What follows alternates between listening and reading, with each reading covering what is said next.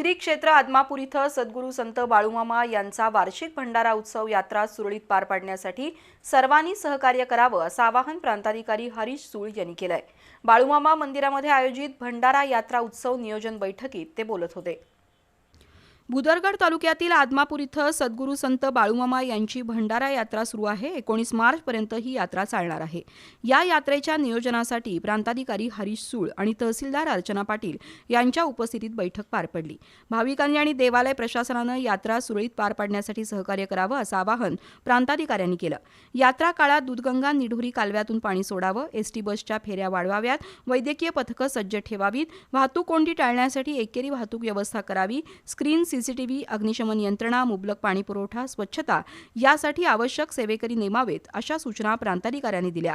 मंदिर ट्रस्टचे अध्यक्ष धैर्यशील भोसले, कार्याध्यक्ष पुंडलिक होसमणी, बुदरगडचे पोलीस निरीक्षक गोरख चौधरी, मुरगुडचे सहाय्यक पोलीस निरीक्षक शिवाजी करे, गटविकास अधिकारी शेखर जाधव यांच्यासह आरोग्य अधिकारी, ग्रामीण पाणी पुरवठा, बांधकाम विभाग अभियंता, महावितरण, जलसंपदा आणि एसटी महामंडळाचे अधिकारी बैठकीला उपस्थित होते।